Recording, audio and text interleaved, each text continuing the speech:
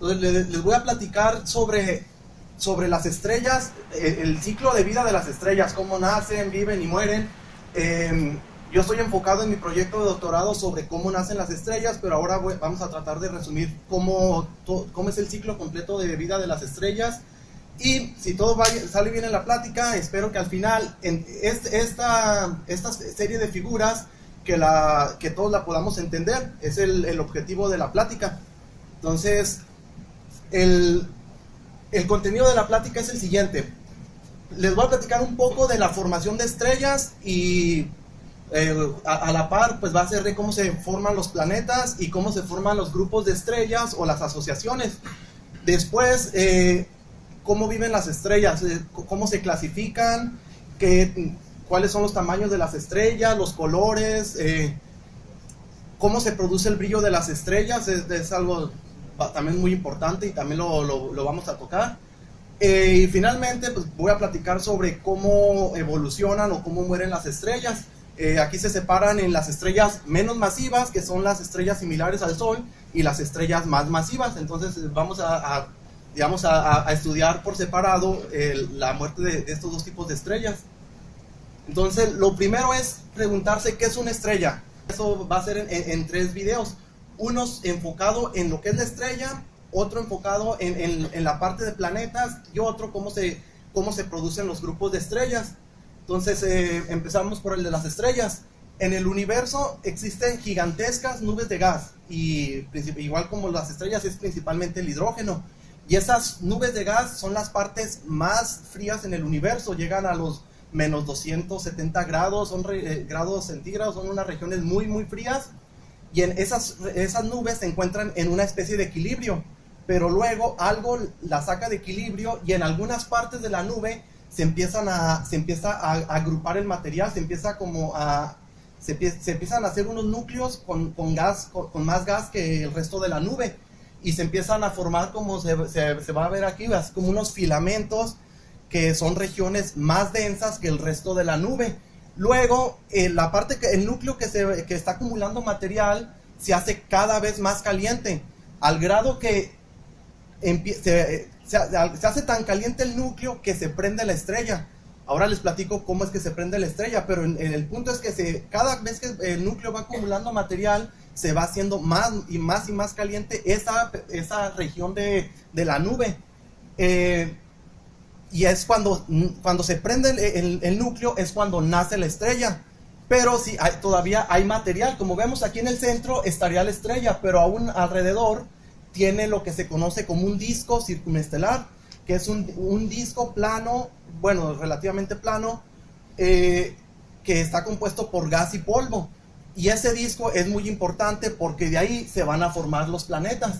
Entonces ahora lo que tenemos es en el centro la estrella que recién se formó y el disco de gas, que luego en el disco se empiezan a hacer grumos de material, y ese grumo, conforme va avanzando alrededor de la estrella, va comiéndose todo el material que está a su paso, y entonces ese grumo se empieza a hacer cada vez más grande y más grande, y a final de cuentas limpia toda la trayectoria por la que pasa alrededor de su estrella, y de manera que se acaban el gas, el disco,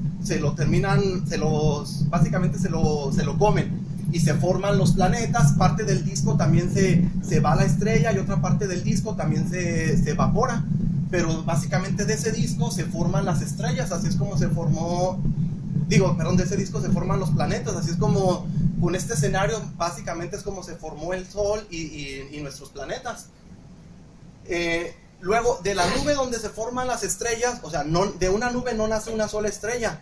Las nubes son muy, muy grandes, que de ahí nacen miles o millones de estrellas. Entonces tenemos la nube, y cuando hay algo que la perturba, se forman, como les digo, miles o millones de estrellas, y esas estrellas están muy juntitas, forman como lo que podría ser como una familia, un grupo o una asociación de estrellas. Entonces aquí vemos que no nomás es una la que nace, son muchas, y aún así sigue quedando nube. Esa parte de la nube pues es para formar más estrellas, o eventualmente, como la radiación de las estrellas expulsa la nube y se dispersa en el espacio, se evapora. Entonces, esto es un escenario sencillo, pero algo entendible de cómo se forman las estrellas y los planetas. Pero las otras eran unas animaciones de cómo se produce, de cómo se forman. Ahora estas dos imágenes son reales, esas las obtuve en el observatorio de San Pedro Mártir, el observatorio de aquí. Y de un lado tenemos un grupo de estrellas muy muy joven, y de otro lado tenemos un grupo de estrellas que comparado con este ya es viejito, pero comparado con las escalas del universo, de la vida de las estrellas, es relativamente joven. Pero digamos, ese es el más joven y este es más viejito que este. Entonces aquí lo que vemos, esta es una región que se llama la nebulosa de Orión, la nebulosa del Águila, perdón. Esta es una región donde se están formando estrellas. De hecho, las estrellas que vemos con un color violeta son estrellas que recién se formaron en esta nube. Es básicamente el grupo de estrellas del que hablaba anteriormente, que ya se está formando en esta nube de gas. Y estos pilares, pues es todavía gas que queda para formar más estrellas. Entonces aquí como vemos estrellas, pero todavía vemos el gas. Quiere decir que estas estrellas todavía tienen su disco de donde donde se van a formar los planetas. Por el contrario, tenemos este grupo que se puede decir que también es joven, pero no tanto como el de la izquierda. Sin embargo, aquí ya no hay nube. Entonces aquí en este grupo ya las estrellas tienen su masa final, y ya si se formaron planetas ya están ahí, y si no ya no se van a formar porque ya no hay nube para formar más objetos. Entonces esas son imágenes digamos reales del observatorio. Entonces vamos ahora ya que se formaron las estrellas, cómo se clasifican, de qué tamaño son, de qué colores, de qué temperaturas, de qué edades. Vamos a platicar ahora de cómo se clasifican las estrellas. Entonces les voy a platicar de la clasificación la más utilizada en astronomía, que es yo de hecho no conozco, digamos, otra clasificación para similar a esta, por así decirla. Y esta clasificación está hecha en dos partes. Una parte la hicieron en Harvard a finales del siglo antepasado, y lo que hicieron fue que tomaron muchos espectros de las estrellas. Un espectro es básicamente ver la luz de la estrella cuando pasa por una parte muy angostita, cómo se difracta la luz, y ver las propiedades que tiene la estrella. Ahí se puede estudiar de qué está compuesta, cuál es la temperatura, muchas cosas se puede estudiar de un espectro. Entonces estos investigadores lo que hicieron fue estudiar los espectros de muchas estrellas, y luego los agruparon según similitudes en los espectros, y les asignaron, digamos, una letra en orden alfabético. Luego se dieron cuenta que cada grupo lo que tenía en común era su temperatura. Entonces dijeron, vamos entonces acomodando de la más caliente a la más fría. Y como respetaron su nomenclatura original, entonces a final de cuentas, de la más caliente a la más fría, como quedó fue con estas letras. Una estrella O son las estrellas más calientes que hay en el universo. Llegan hasta los 40,000 grados. Eso es la temperatura que tienen en su superficie, porque en el núcleo la temperatura es muchísimo más alta, es de millones de grados en el núcleo, que es donde se produce la energía. En la superficie es mucho menor la temperatura, pero aún sigue siendo muy grande. O sea, 40,000 grados. Esas estrellas, si las vemos en el cielo, se ven de un color azul violeta. Luego siguen las estrellas B, luego las estrellas A, las F, las G, las K y las M. Entonces al saber uno qué clase es una estrella, nos damos una idea de cuál es su temperatura. Entonces es importante tener en mente este orden de las letras. De hecho, hay algunas frases mnemotécnicas para recordar esta nomenclatura. Por ejemplo, digamos, hablando de astronomía, otros buenos astrónomos fueron Galileo, Kepler y Messier. Digamos, una manera porque, o sea, como no es orden alfabético, luego se confunde uno, y mínimo para tener en mente de que, si me dicen, a una estrella tipo M, ya sé que es de las más frías que hay en el universo, su color es rojizo, y más o menos se da uno una idea con el hecho de saber su clase. Hay otra frase que creo es hasta más popular que las que les mencioné, que es en inglés, que es "Oh, be a fine girl, kiss me". Entonces, igual la que sea útil, bueno, bienvenida. Ahora, esto es de acuerdo a la temperatura de las estrellas, pero luego hay estrellas que no solo se puede clasificar con su temperatura. Es complicado porque luego se tienen estrellas que unas brillan más que otras. Por ejemplo, de la tipo G, por así decirlo, pueden haber unas estrellas que brillen más y otras menos, pero sin embargo que tengan una temperatura similar. Entonces, para eso, este fue en el observatorio Yerkes, también en Estados Unidos, una fecha similar a la parte de arriba, fue posterior, pero de la época, que hicieron aún una clasificación dependiendo qué tan brillante es la estrella. Lo que hicieron fue que le asignaron un número romano después de cada clase. Entonces, con esto estamos definiendo qué tan caliente es y con esto qué tan luminosa. Una estrella que tiene el número 1 romano es una estrella muy, muy brillante. Se les llama supergigantes. Luego, conforme aumenta el número, va disminuyendo el brillo de la estrella. Por ejemplo, una estrella 5 es una estrella enana, una estrella que es como nuestro Sol. O sea, nuestro Sol es una estrella enana comparada con otras estrellas que hay en el universo. Ahora, para digerir un poco mejor esta clasificación, ahora vamos a poner de ejemplo al Sol. El Sol es una estrella G. Aquí yo puse una estrella G2. Lo que quiere decir es que como es una estrella G, tiene una temperatura entre 5000 y 6000 grados. Ahora, el 2 es una manera más refinada de especificar la temperatura, porque aquí vemos que el rango está bastante grande si solo digo que es una G. Entonces lo que se hace, que cada rango de temperatura se divide en 10 partes. A la parte más brillante se le pone el número 0, a la siguiente el 1, a la siguiente el 2 y la parte más fría el número 9. Entonces, como el Sol es una G2, quiere decir que de las G es de las más frías, perdón, de las más calientes. La más caliente sería una G0, y luego una G1, una G2, y la G9 sería la más fría de las estrellas G. Entonces, la temperatura del Sol es de 5800, que cuadra con el número que está aquí. Es poquito menos de 6000 porque es una G2, no es una G0. El 5 quiere decir que es una estrella enana. Entonces, así como está la clasificación del Sol, se da la clasificación para cualquier estrella. Ahora, si graficamos la temperatura y la luminosidad de las estrellas, se obtiene este diagrama que se llama diagrama HR o Hertzsprung-Russell, por los astrónomos que lo utilizaron en un principio. Y aquí lo que tenemos es básicamente en la parte vertical qué tan brillante es la estrella, y en la parte horizontal qué tan caliente. Entonces vemos que las estrellas no están esparcidas por todos lados, están agrupadas en unas zonas específicas.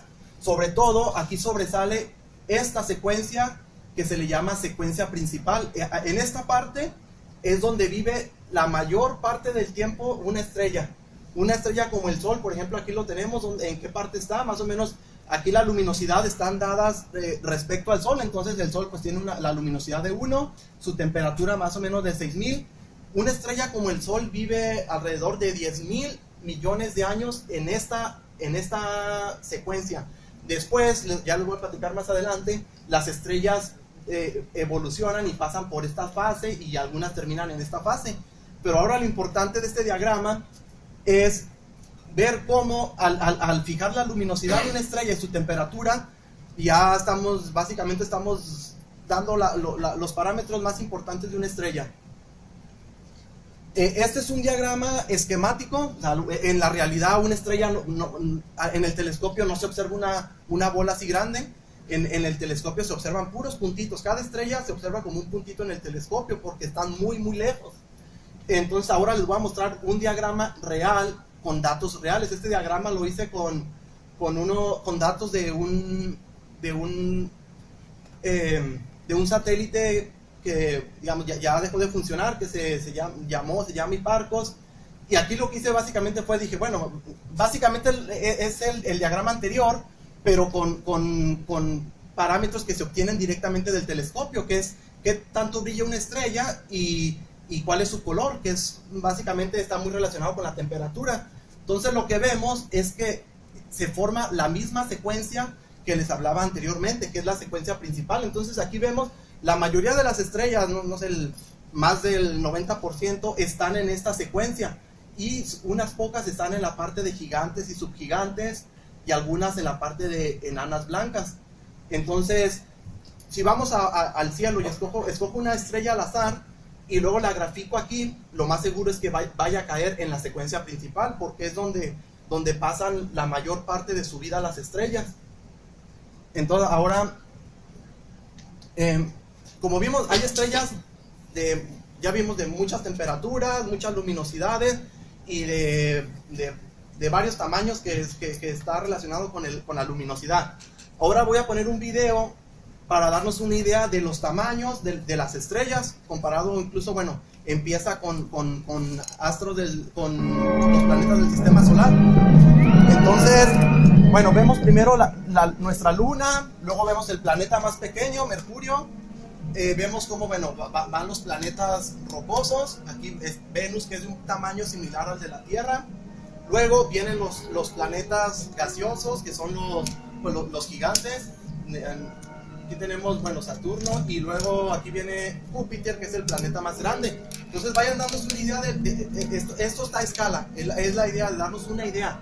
Luego tenemos el Sol, que como les digo es una estrella enana comparada con las demás. Esta es la estrella más brillante del cielo, se llama Sirius, pero vemos que aún así sigue siendo pequeña. Esta es la tercera estrella más brillante. Luego tenemos una estrella, estas son gigantes rojas, una estrella que ya están muriendo. Esta es una estrella que está en Orión, que también, bueno, es bastante grande. Luego seguimos viendo estrellas que son gigantes rojas, como mencionaba en el diagrama HR. Son estrellas que ya están evolucionando. Entonces aquí vemos una de las estrellas más grandes, si no es que sí es la estrella más grande. Luego hay discusión entre cuál es la más grande y no. Entonces, pero la idea es darnos una idea, es tener una idea de las escalas de las estrellas e incluso de los planetas. Entonces aquí vemos que, bueno, queda claro que nuestro Sol es una estrella muy pequeña comparada con las demás. Entonces ahora les platico cómo se produce realmente el brillo de las estrellas, porque hasta ahora les he dicho que en el núcleo se produce la energía cuando se forma la estrella, porque la temperatura es muy alta. Pero vamos a ir un poco más a detalle para entender cómo es que brillan las estrellas. Entonces lo que pasa es que, les digo, la estrella está compuesta principalmente por hidrógeno, y luego en el núcleo la temperatura es muy alta, es de millones de grados. Entonces la temperatura es muy alta, pero además hay mucha presión. Entonces lo que pasa es que los hidrógenos se juntan uno con otro, se fusionan y producen helio.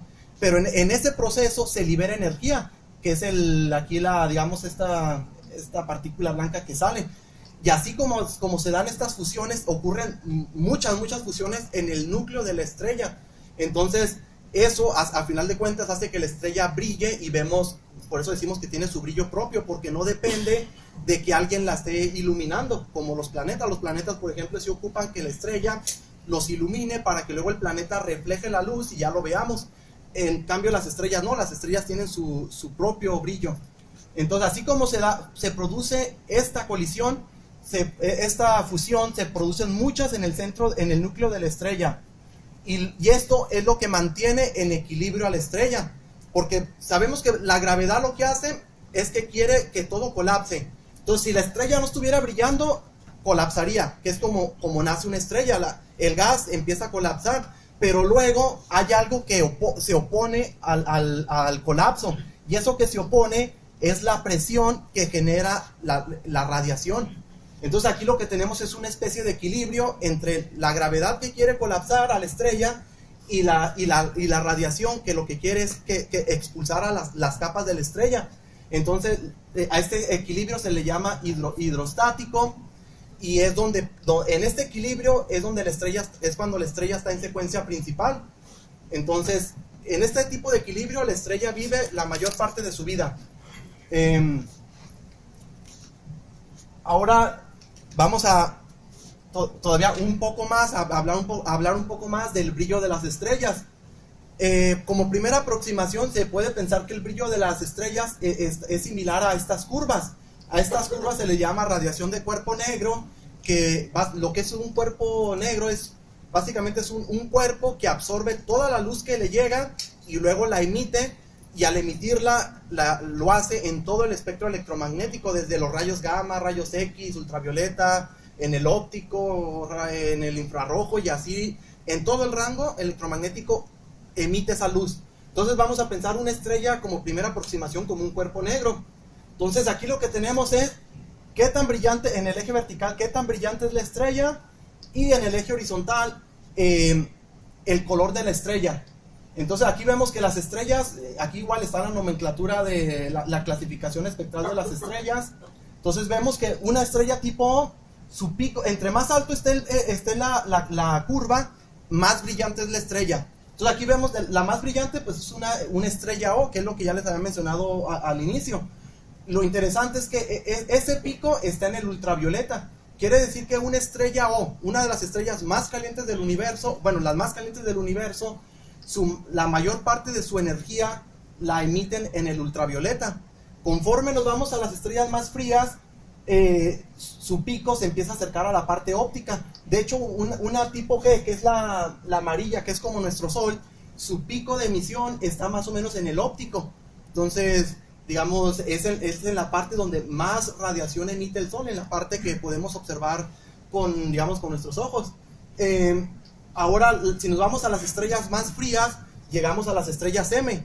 Esas estrellas, la mayor emisión que tienen es en el infrarrojo. Aquí vemos su pico más o menos está ya después de la parte óptica. Esta parte ya no la podríamos ver con nuestros ojos, y es donde más emite una estrella tipo M. Ahora, como referencia, aquí puse cuál sería la emisión de un cuerpo negro con la temperatura de nuestros cuerpos, una temperatura de 35 grados más o menos. Lo que vemos es que el pico de esta curva está en el infrarrojo. Entonces, en el óptico básicamente no podemos ver nada. Por eso si está una persona en lo oscuro, no la podemos ver, porque por sí sola su pico de emisión está en el infrarrojo. Ocupamos un detector infrarrojo para poder ver a esa persona. Por eso de noche, si tuviéramos un detector infrarrojo, una cámara infrarroja, podríamos observar a las personas por el simple hecho de que están a una temperatura nuestros cuerpos. Pero lo que les digo, las estrellas emiten más allá que en el infrarrojo, en el visible y en el ultravioleta. Ahora, ya que hablamos un poco de la vida de las estrellas, de cómo están en equilibrio, vamos a ver ahora sí cómo empiezan a evolucionar, cómo salen de esa secuencia principal. Para eso, pues bueno, vuelvo a poner el diagrama HR, que es uno de los diagramas más importantes en astronomía, bueno, sobre todo en astronomía estelar. Es un diagrama que sirve para ver cómo nacen, cómo viven y cómo mueren las estrellas. Este diagrama básicamente explica la mayor parte de lo que se conoce de astronomía de las estrellas. Entonces, para entender un poco la evolución de las estrellas, lo voy a dividir en dos partes, como mencioné al inicio. Primero, para las estrellas, las menos masivas, las estrellas enanas, por así decirlo, las que tienen una masa menor a 8 veces la masa del Sol. O sea, nuestro Sol la evolución de nuestro Sol va a estar en esta columna. En la otra columna vamos a poner a las estrellas más masivas, las estrellas calientes, las azules, las que emiten en el ultravioleta, van a ir de este lado. Entonces, lo que pasa con las estrellas, que cuando en su núcleo que estaban fusionando hidrógeno para transformarlo en helio, cuando el material de una estrella no es infinito. O sea, no es que por toda la eternidad vaya a estar siempre produciendo helio. Las estrellas tienen una masa finita, que es la masa que se acumula cuando se forma la estrella. Entonces, cuando se acaba, cuando se acaban las fusiones de hidrógeno en el núcleo, la estrella empieza a evolucionar. Y como se acaban las fusiones de hidrógeno, ya no hay nada que frene a la gravedad. Entonces el núcleo se empieza a colapsar. Pero junto con el colapso del núcleo, las capas externas de la estrella son expulsadas al espacio y se produce lo que es una estrella gigante roja. O sea, esto le va a pasar a una estrella similar a nuestro Sol, pero dentro de 4.500 millones de años. El Sol está a la mitad de su vida. Entonces va a expulsar las capas y se va a hacer una estrella más brillante y se le llama gigante roja, que son las estrellas que están por aquí. Entonces, el Sol, aquí lo tenemos ahora en la secuencia principal, que está en equilibrio, pero dentro de, como les digo, unos 4.500 millones de años va a evolucionar a una gigante. Ahora, con una estrella de las que son más masivas, pasa algo similar, pero la estrella se convierte en una supergigante. Ahora, luego de que tenemos esta fase de gigantes y de supergigantes, lo que pasa es que el núcleo que va a quedar de nuestro Sol, como se está colapsando, se va haciendo cada vez más caliente. Y luego lo que pasa es que alcanza una temperatura muy alta que ioniza, hace que brille el gas que expulsó la estrella. Entonces lo hace que brille con unos colores muy, muy hermosos. Son de los objetos más bonitos, digamos, más coloridos en el universo, y se llama nebulosa planetaria. Entonces lo que tenemos es en el centro, es el núcleo de la estrella que se calienta demasiado, y el gas que expulsó lo hace brillar. Y aquí vemos estos colores, los colores de estos objetos. Digo, se llama nebulosa planetaria. Y este es una nebulosa que se llama de la hélice. Hay otra que la nebulosa del anillo, similares y muy bonitas. Ahora yo les pongo esta otra nebulosa planetaria que se llama la nebulosa del búho. Esta también la obtuve en el observatorio. Entonces esto se le llama nebulosa planetaria, y es ya de las etapas finales de una estrella similar al Sol. Ahora, con la estrella masiva, lo que pasa después de que se convierte en supergigante es que el núcleo se sigue colapsando, pero se colapsa tanto porque como tiene más masa que esas otras estrellas, entonces el núcleo se sigue colapsando y se produce un rebote, pero ese rebote se produce de una manera muy, muy violenta, que se produce una explosión que se le conoce como supernova. Entonces, aquí tengo, esta es una imagen también que obtuve en el observatorio de hace unos 2 años, y aquí lo que tengo es un ejemplo de supernova. Ahora les platico. Esta es una galaxia que está, digamos, muy lejos de nosotros. Sin embargo, todas las estrellas que se ven, todos los puntitos blancos que se ven aquí, son estrellas de nuestra galaxia, de la Vía Láctea, menos una estrella. Esta que se ve con la cruz roja es una estrella que está en la galaxia, que está en la imagen. Todas las demás son estrellas de nuestra galaxia. Y esta otra está millones de veces más lejos que las otras estrellas. Sin embargo, dense cuenta cómo la estrella que está mucho más lejos es en brillo, es comparable o incluso más brillante que la mayoría de las estrellas que están muy cerca. Entonces, esto es para darnos una idea qué tan luminosa, qué tan brillante es una supernova. Esta es una estrella que explotó como supernova. Esta explosión dura del orden de, así viéndose la estrella así de brillante, dura algunas semanas. Esta creo duró como 2 semanas. Entonces aquí vemos que la estrella llega a ser más brillante que el resto de la galaxia. Y la galaxia, pensemos que tiene alrededor de 100.000 millones de estrellas. Entonces, ¿cómo es posible que una estrella brille más que 100.000 millones de estrellas? Y eso pasa por estos eventos que son tan energéticos en el universo, se llaman supernovas. Ahora pongo una animación de cómo se produce una supernova. Entonces tenemos la estrella que el núcleo está colapsando, explota o rebota, y entonces el gas que expulsó la estrella, ese gas comienza a brillar y se produce una nebulosa. A esta no se le llama nebulosa planetaria, solo se le llama nebulosa.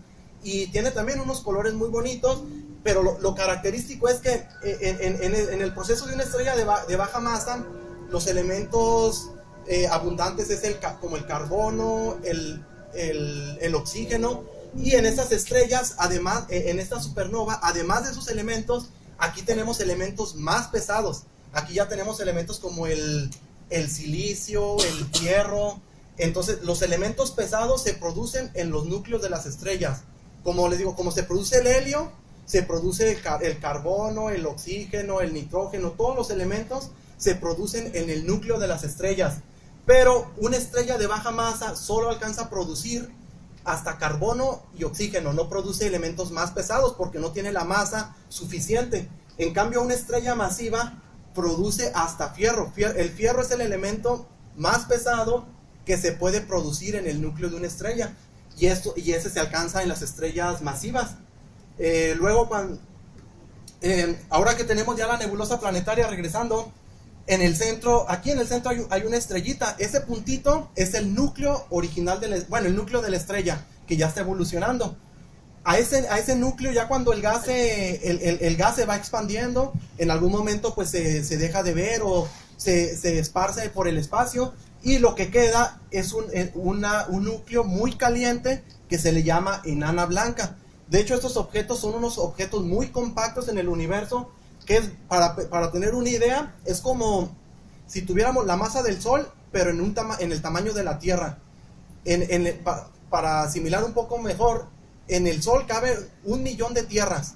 Entonces, imagínense que el Sol lo comprimimos hasta 1/1000ª de su tamaño, y ese objeto, así de denso, sería una enana blanca. De hecho, estaba leyendo y se me hizo interesante que básicamente así como la puntita de nuestro dedo, la uña, así ese volumen pesaría como 2 toneladas del material de una enana blanca. Es un material muy comprimido. Ahora, ¿qué es lo que pasa después de la supernova? Esto ya lo último la última etapa de una estrella de baja masa. Y a esto se le llama, pues básicamente como el remanente de la estrella. Ahora, ¿cuál es el remanente de la supernova? Aquí hay una separación.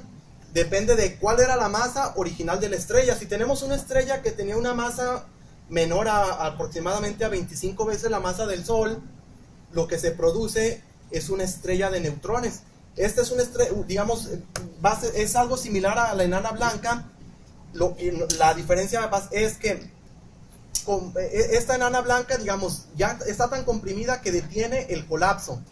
Pero cuando es una estrella masiva, ni una enana blanca alcanza, bueno, ni una estrella con el mismo principio que la enana blanca detiene el colapso. Entonces el material se sigue comprimiendo más, y lo que pasa es que ya la enana blanca está, digamos, se detiene el colapso porque los electrones ya ocupan todo el espacio que pueden ocupar en el átomo. Entonces ya no hay manera de que se reacomoden los electrones. Eso es lo que detiene el colapso de una enana blanca.